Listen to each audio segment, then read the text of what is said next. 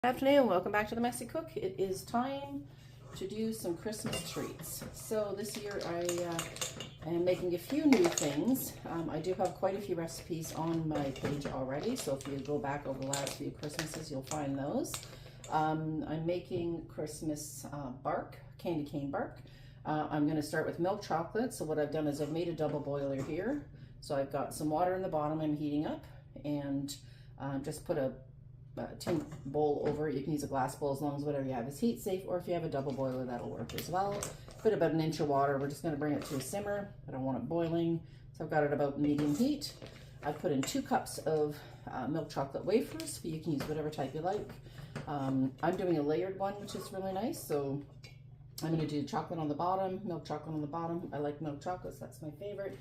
I'm going to do the white chocolate on the top. You can see here, so I'll use a couple cups of the regular and a couple cups of the milk, or sorry, the white chocolate.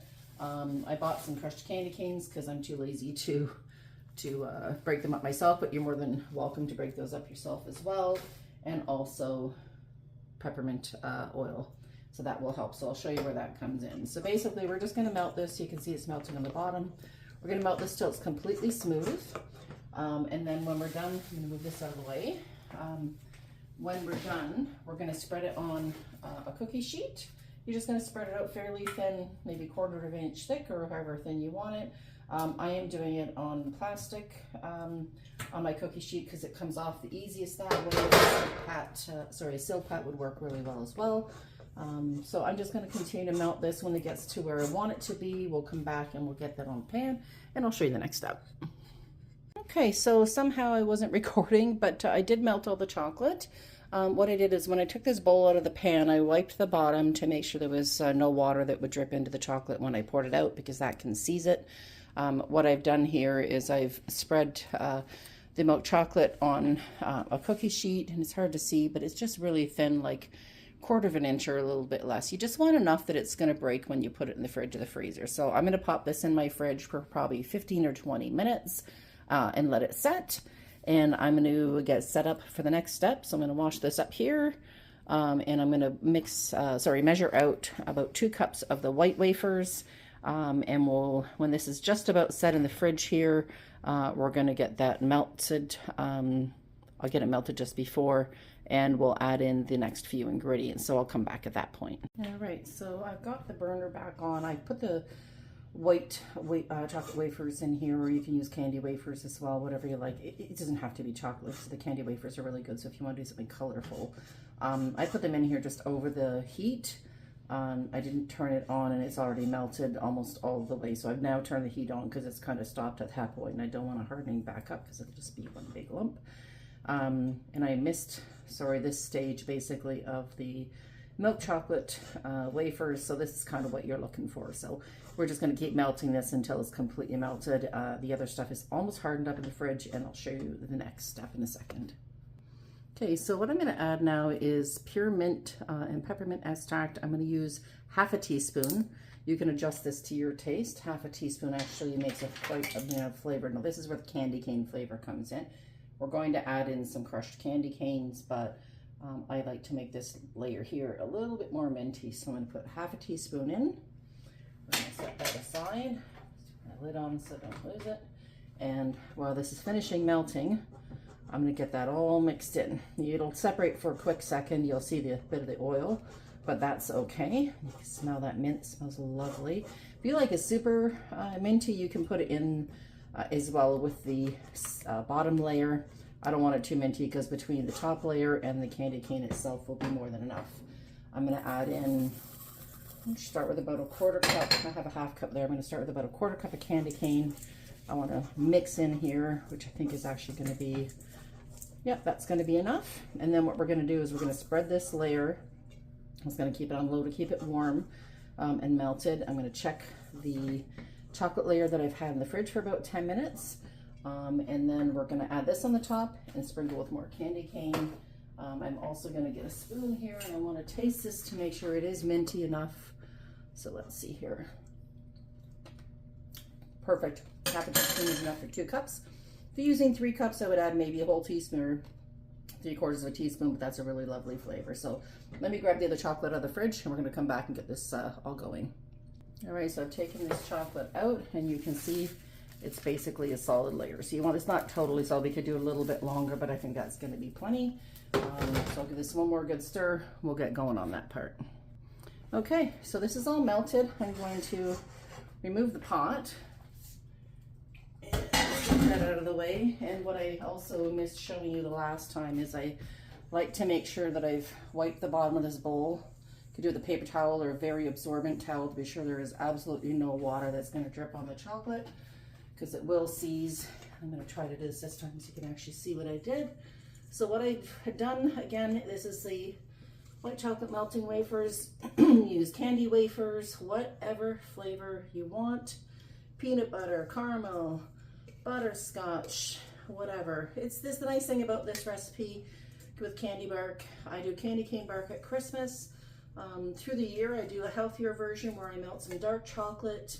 I melt it and then I throw on some raspberries, fresh raspberries and blueberries. You could also use frozen or whatever fruit you like. And then I pour just a little bit more chocolate over the top of each one, and I freeze it and put it away for whenever I want something just like sweet to snack on, but I don't feel like I'm, you know, having too much junk food, which you really shouldn't be eating too much of anyhow. But so I'm gonna just take this and I want to spread it basically as evenly as possible over this chocolate I've already chilled.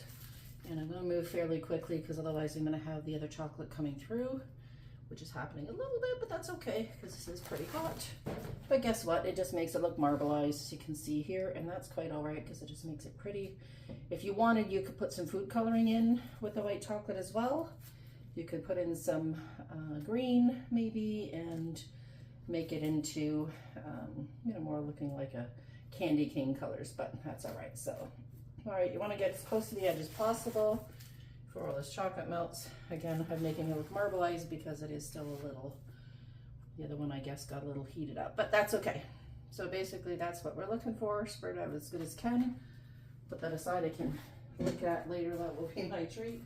And then we want to take the rest of the, I'm going to move you a little bit closer here. We can see a little bit better.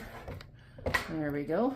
I'm going to sprinkle with the rest of the crushed up candy canes. Now, like I said, making bark is how you want to do it. If you want to have candy cane for Christmas, if you want to do almonds or scorbits or nuts or whatever, anything you want, you can kind of make this your own. You can also just take the, there's probably a bit much, but guess what? I like candy cane, so that's okay.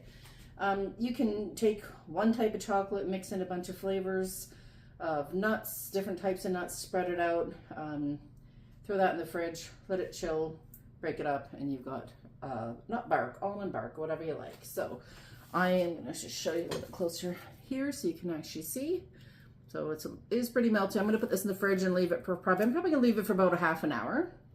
And then when I'm all done, I'm going to bring it out.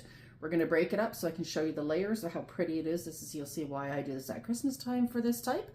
And we'll come back. So we will come back, show you that in a little while, and I hope you've enjoyed this so far. So while I have that candy cane bark cooling in the fridge, I'm going to be making my Christmas crack with scorbits on the top, which is Heath bits in the US, so whatever you call them. I am going to, this is my most popular, most viewed, most liked recipe, so I'm going to put it in the description if you want to take a peek. That one is really delicious, so I hope you check that video out as well. We're going to come back in a little while and I'm going to show you the finished candy cane bark. Okay, so the candy cane bark has been chilled. I let it go for about 30 minutes, and basically I'm just going to drop it. Well, that didn't work, but that's okay. We just want this so we can break it, and you'll see this comes right off the plastic wrap nice and easy, which is exactly what I wanted. And basically I'm just going to break a big piece off and just show you. So you've got some layers of the candy cane bark there. And there we go, that's a little bit better. So I just break this all into pieces, and that's what we have to eat. The layers are really pretty, and again, just put on whatever toppings you want. If you want to do mix in nuts, you want to mix in some Christmas candies, some butterscotch, some, I don't know, anything, sprinkles, whatever you like. And then what I'll do is I'll break it up into bite-sized pieces. I'll put it in a good sealed container. This will last great in the freezer. So anyway, I hope you've enjoyed this video. I'll follow along. I'll have a couple more new recipes. I'm going to be doing some brownie crinkle cookies. Those are really nice, so those will be coming up in the next week. And I will link some of my older videos because a lot of them are repeats that I do.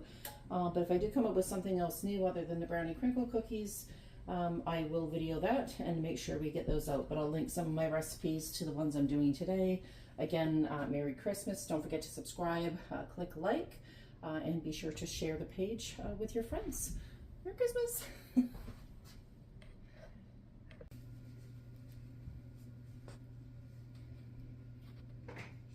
Also made my Christmas crack with score bits.